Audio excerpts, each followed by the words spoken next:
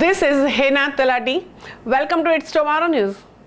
Cyclone Ilsa hits Western Australia like a freight train. Cyclone Ilsa around midnight on Thursday smashed into the remote stretch of the coast in Western Australia with the wind speeds that broke previous records set more than 10 years ago in the same place.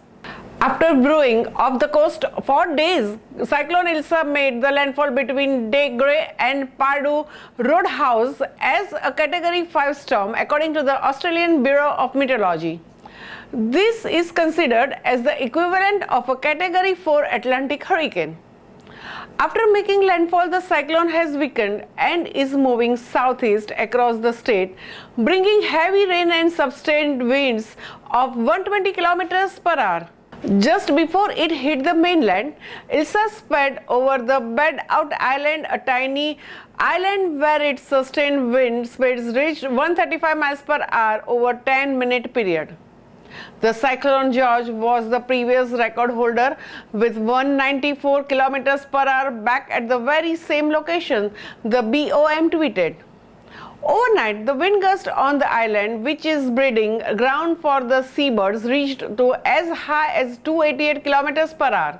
It's not yet clear what the damage the cyclone has inflicted on Western Australia, though the winds had the potential to cause the significant damage to trees, buildings, power lines and other infrastructure. The cyclone appears to have missed the main population centers, including the town of Port Hedland, an important hub for the mining industry and a home to 16,000 people, mostly mine workers.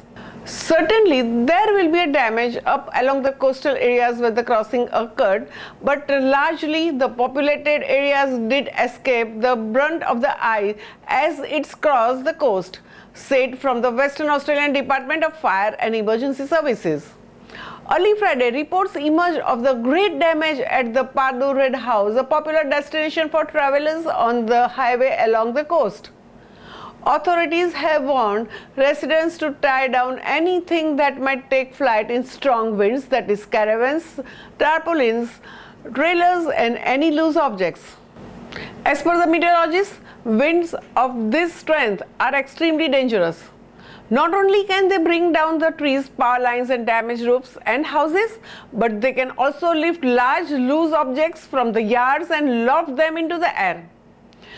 As the storm approached on Thursday, coastal areas were put under the red alert, meaning people needed to stay in the place shelter within the buildings, well away from the windows and doors. Evacuation centers were opened for the people brought in from the remote communications at risk of being pummeled by the winds and cut off by the debris and flooding. The last Category 5 cyclone to hit West Australia was Cyclone Lawrence in 2009. 2 years earlier, another Category 5 storm, Cyclone George, killed 3 people as it tore through the mining camps just south of the Port Hedland. That's all for now. For more news updates, stay tuned with us. It's Tomorrow News. For more global weather updates like this, subscribe our channel and hit the bell icon for regular updates.